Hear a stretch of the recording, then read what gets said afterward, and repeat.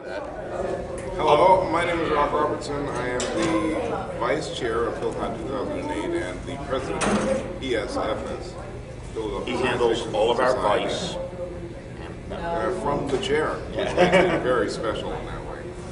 And I'm a longtime member of Philcon. I've only recently moved into the ranks, as it were. And next year I'll be the chair of Philcon 2009. So I've been doing this for a while. And we're sorry. Okay. My name's Hugh Casey. I am a member of the committee for Philcon 2008. I have previously been both chair and vice chair of the convention, and I've been coming to this ever since 1980, when the guest of honor here was Isaac Council. So that was fun. That was the year we started killing our guests.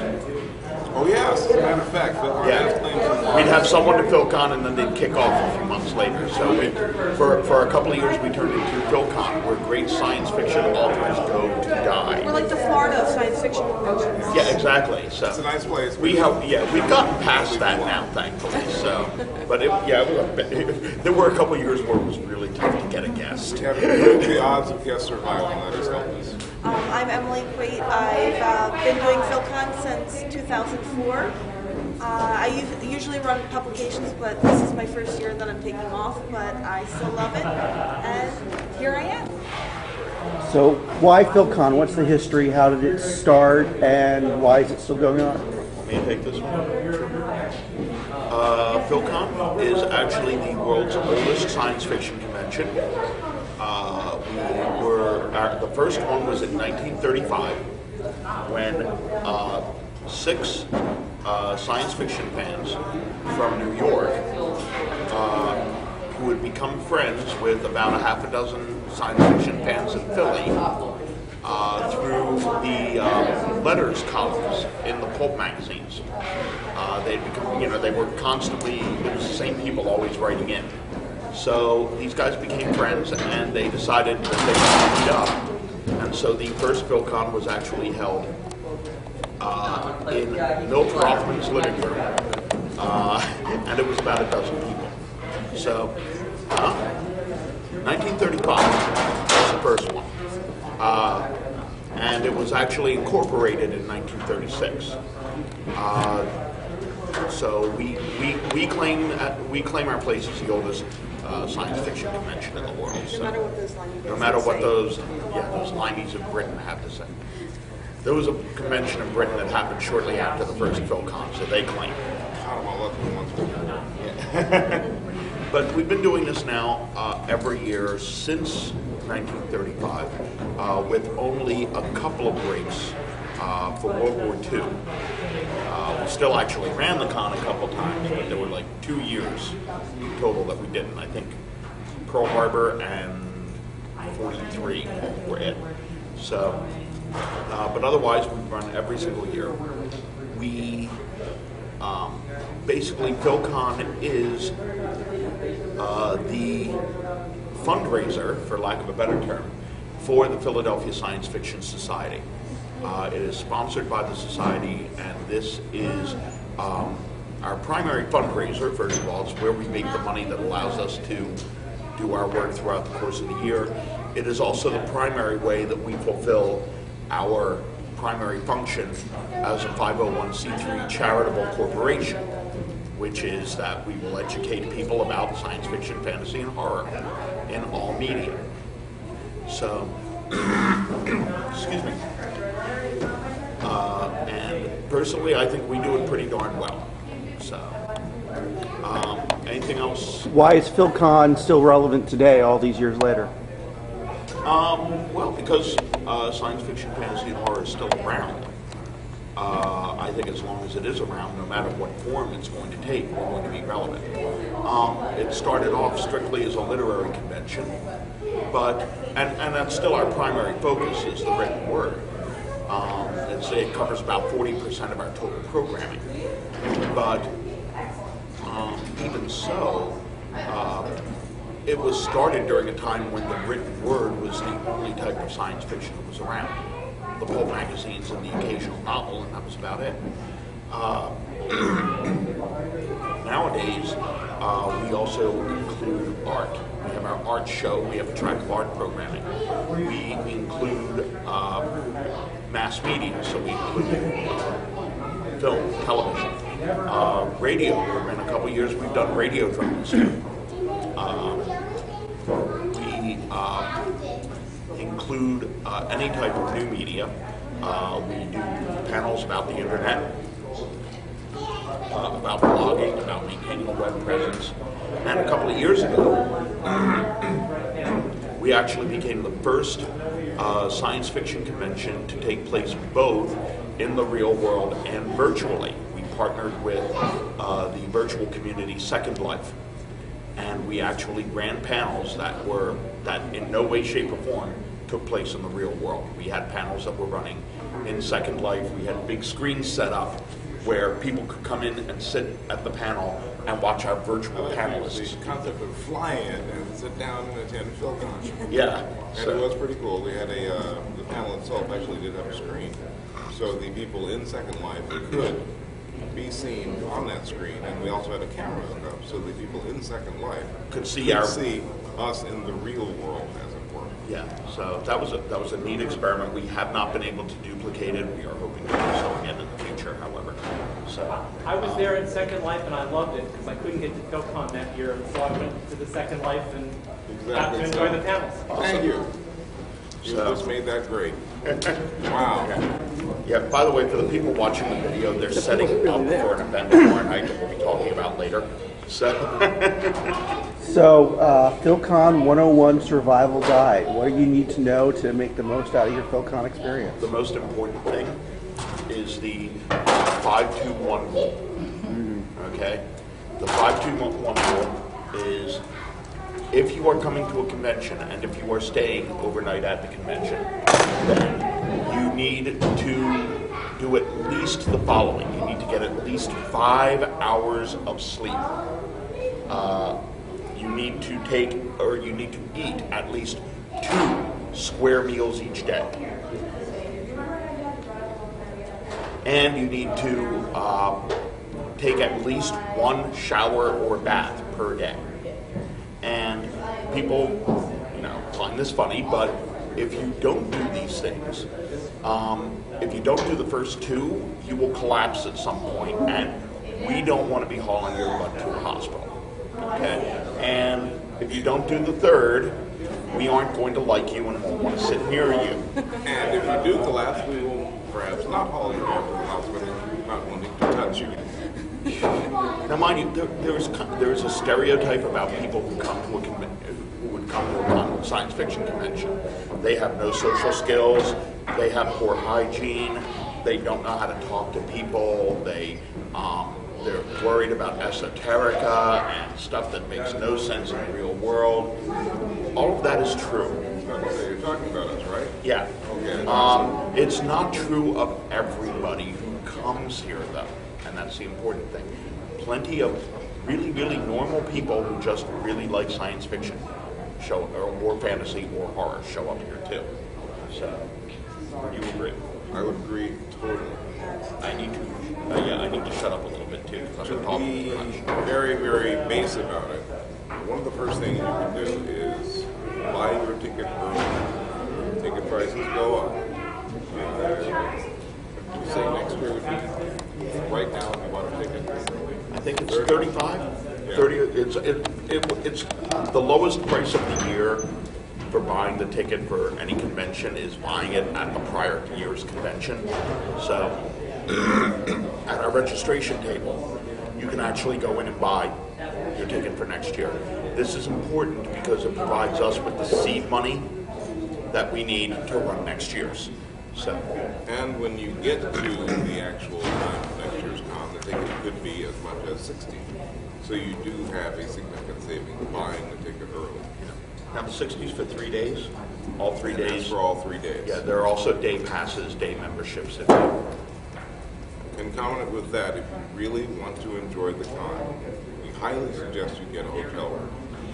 Because being on site is one way of making sure that you don't miss anything. And by anything, I do mean anything can actually happen. Because there are parties all night long after the programming stops. Yeah. There is things going on all day long. And Parties, the dealer's room, you name it. And there's plenty of resources for finding people to share rooms with. If you can't afford a hotel room or can only afford to split one, or if you just think the charity is somebody else, you can always find somebody.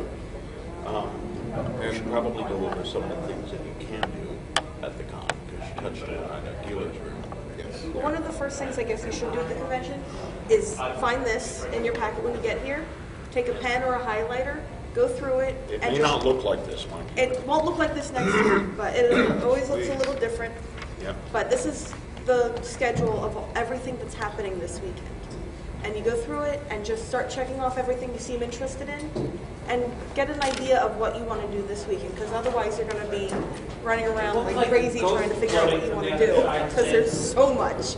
You have to plot your course through the con. That is one of the things we try to make sure is the fact that you really have to sit down and consider what you want to do through the course of the 3 days. We try to give you a nice full plate with things to pick from. So consult your program guide instantly when you get here.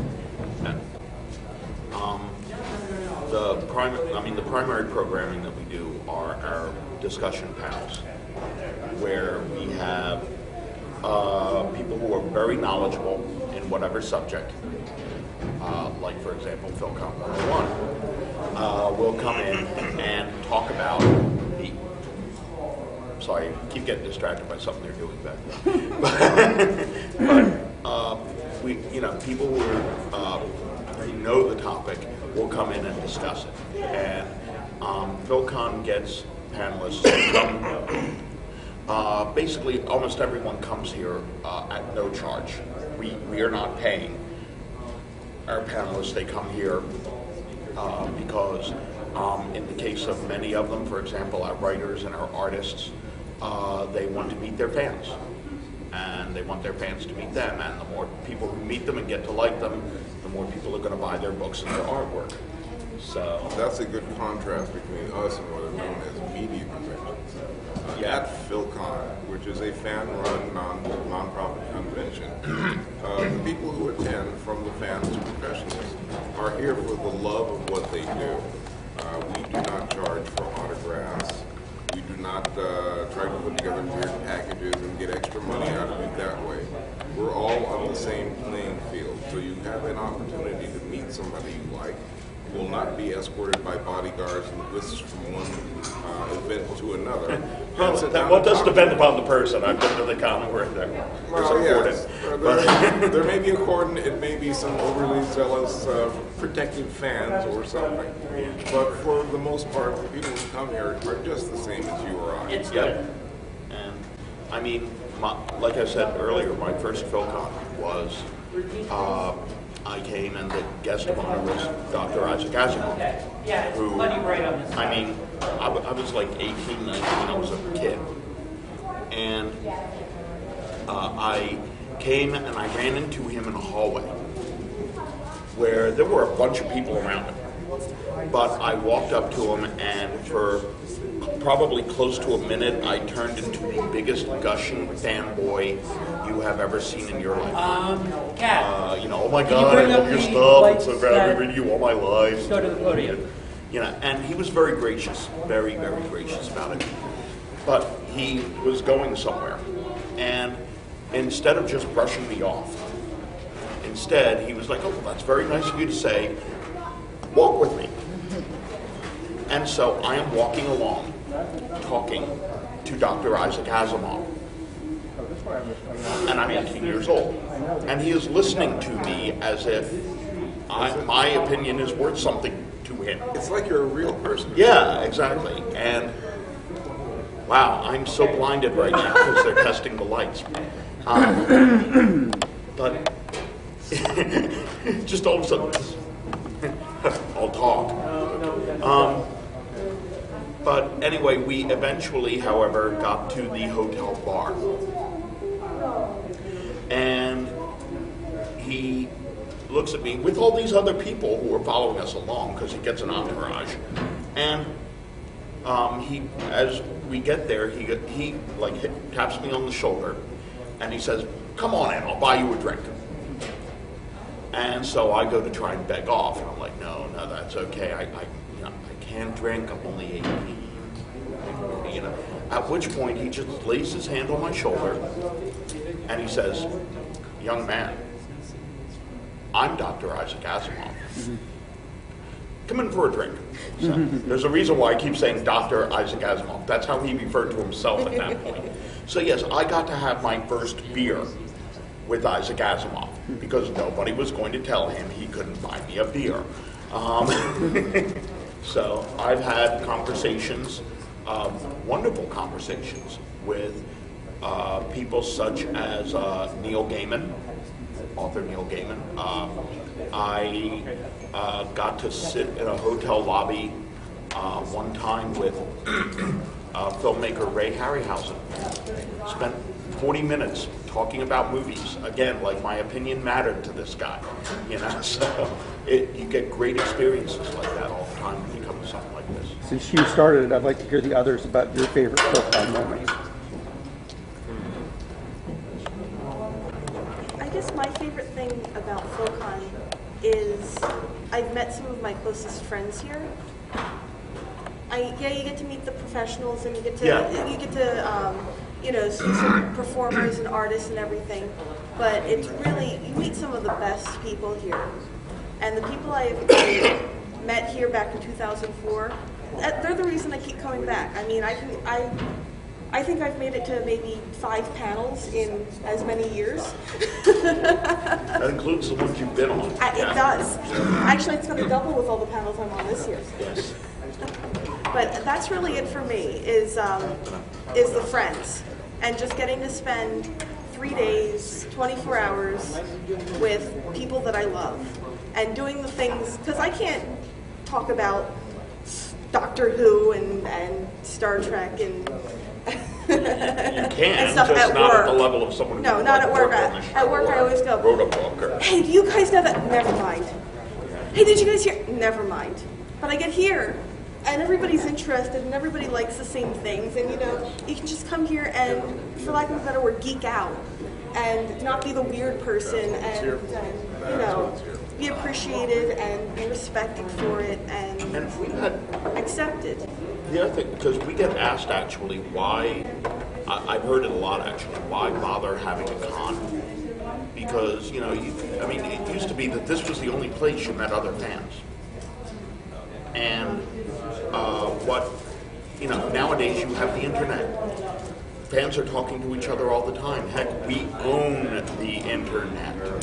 Okay. We invented it. Yeah, I was going to say when the top when your top websites are things like boingboing.net, io.io9.com, and Ain't It Cool News. Okay, we own the internet. But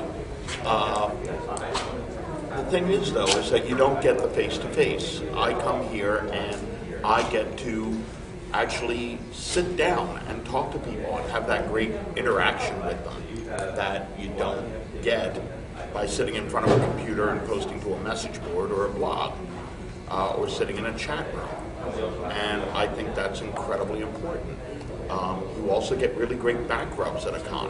Yes. You can't, until they come out with a way to do that on the internet, I'm still coming to these things, yes. I've always been about the whole social aspect of the convention. In other words, it is a large group of people, and I've always said that it's a group of people who are usually disinclined to mingle. It is a safe environment when you come to the con. And the people who come here, which are really just fun people for the most part, and maybe a lot of them are not the most socially graceful ones, have finally a place that they can go and hook up, meet each other, talk about stuff that is interesting, go out to dinner together, see interesting things together, basically have that whole social aspect reinforced. And I've always thought that is one of the greatest things about the con, is it brings people out who would normally not come out. And I know any number of people who have met their significant others/wives here and had children. And I think it's just Not a wonderful here. thing. Not specifically. You're not having the children here, They might have actually practiced making the children here, but they did not have them here. but not at a panel. And I point at these kids and I see that person over there is completely made out of science fiction. If it wasn't for science fiction, he wouldn't exist. And science fiction, being the genre that it is, has taken over society. You know, We live in won. now, yeah. We have won. You know, I always say that the future is here because you don't get that spandex jacket. But yes, I was everybody going to say, reaches look, for I the have a mobile communicator. Yeah. Hey, mine's a computer. Oh, Yeah, look, yeah. it's got the internet. Yeah, I've got a on it. communicator and he's got a tricorder. You know, exactly. Yeah, so As far as your iPhone's a tricorder. The only thing it doesn't do is scan for life forms. Yet. Give it a couple of years. Because it's not the iPhone. it's got GPS. Someone said, "Oh well, I got rid of my landline." And I said, "Why did you do that?" And they said, "Well, I've got GPS on my phone. And I don't have to be the location where the phone is. They can find me anywhere by asking my phone, hey, where'd he go?" You know, we won as far as science fiction is concerned.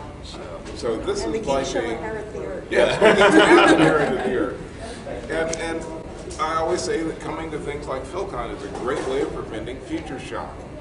Because when you look up and see that robot has handed you a cup of coffee, you don't freak out. You go, "Oh yeah, I read about this," or "Yeah, I saw that in a movie once." I'm comfortable with We got to do the concept. beta for that. The other thing too is a lot of the pros who come here, whether they're writers or artists or filmmakers or whoever, a lot of the pros started off as fans. You know, they were just like everybody else who shows up here. Hey guys, And they, because we do panels on things like how to break into the writing business, how to be an artist. We did a panel maybe it was last year or the year before, but we did a panel on how to make a short film. And Matt, who's running the camera, actually was one of our panelists on that, as well as me, because I've made a couple of short films. And it was a blast. And I actually know for a fact that there were people sitting in our audience who've actually gone on and made short films. So that's a great feeling for me. So, but there's also a geek toy fair aspect. yeah. Look, I brought my latest toy. It eats an actual iPod and records. Isn't that the coolest thing? That's another wonderful thing about coming to Let's Philcon. talk about some of the stuff we Yeah, some of the other stuff that we do this actual weekend. Let's, well, actually, one of the things, because obviously there's a lot of stuff going on around us here for the people on the video. Later Saturday night, at most cons it's Saturday, there is a masquerade competition. This is a really great thing to go see because everyone who shows up, there aren't any professional actors, there aren't any professional costume makers, but people, they create these incredibly elaborate costumes. And then they'll actually come out and they'll do some type of in many cases, a skit or some sort of performance piece on stage in front of everyone. And there are prizes that are given out. It's actually partly run by, the International Costumers Guild. And, prizes that are won here, like, first place, second place, etc., actually count toward people's rankings in the International Costumers Guild. But some of the outfits that you see are incredibly beautiful. And some of the performances that get done are an absolute riot. You just get really, really funny and impressive stuff, and it's all being done by people in their spare time as a hobby. So, and that's probably the single biggest event that we tend to run. So it tends, obviously, it's the most technically advanced. Where we have the stage, we have lighting, everything else, but. We also have a dealer's room, which usually contains, depending upon the size of the convention, you'll see anywhere from a dozen to a few dozen vendors that sell everything in the world. A lot of books, but you'll also see,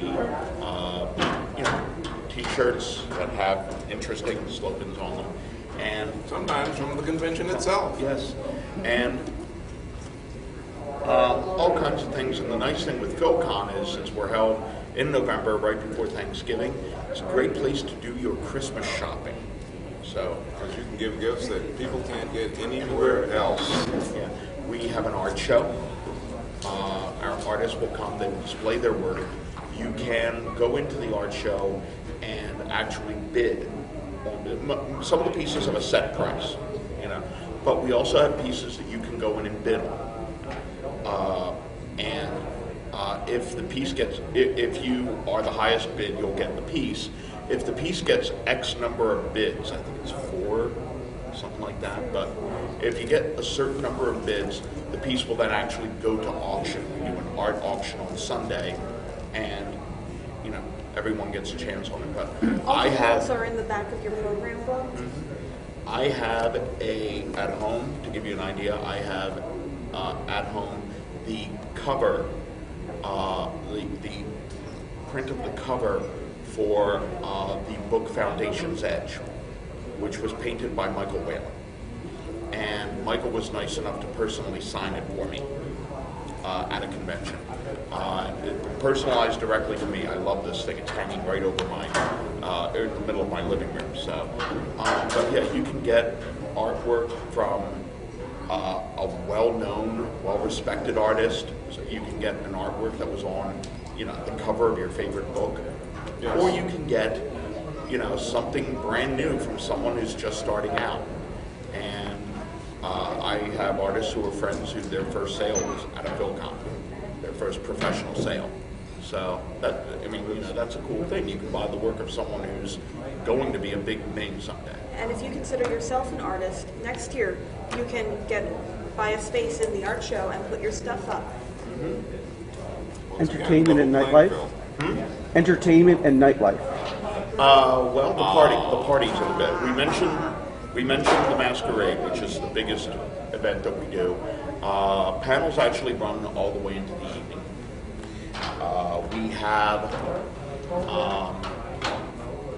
We have a con suite. This is a hospitality suite run by the convention. This year it's in room 723.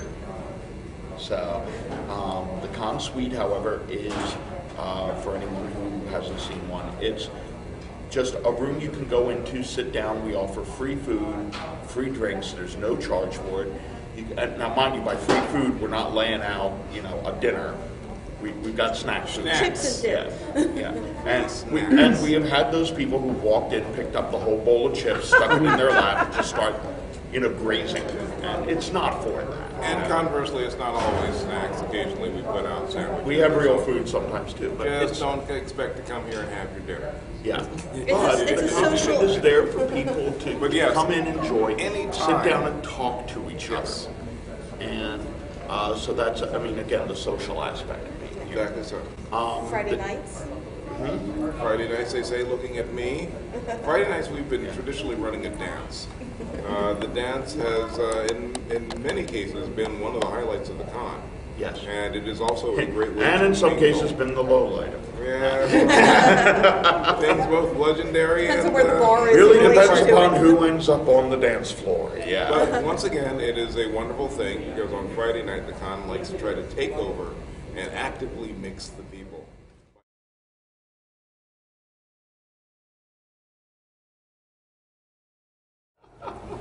Yeah, cut that part. Wait a second, I got my throat. Okay, you do that. There's Bacon coffee. As soon as they come out with bacon coffee, I'll be drinking that stuff. They have bacon toothpicks. It has been agreed that the world be made out of bacon. Until they come out with bacon coffee, I'll stick with Bacon mine floss. pizza. Thank They you. have bacon dental floss. Yes. Bacon floss. You can never tell when you're down. Everything's better with bacon. Butter with bacon? Oh, have you seen the bacon brownies? Yes. Just before, the day after I cooked my chicken, I saw that somebody found a way of wrapping a chicken in bacon. Actually, I just saw directions and a recipe for turbacon ducking. Yes, we were talking Bacon ducking? Yes. That's so wrong. Do your turducken and you wrap it They in wrap each bacon. animal in bacon and put it inside the other animal. and then keep wrapping Although it. I saw a recipe not just for turducken, but for turducken, but also deep fried. So welcome to Bacon 101. Yeah, we might we're not actually talking bacon, fry a turkey so next year. no one else will understand it besides us. First rule of Philcon, don't taunt the vice chair with coffee before he's had it. One sip, my precious. Put sugar in it. Healthy. Put a pat of butter on the top of it. Okay, get out.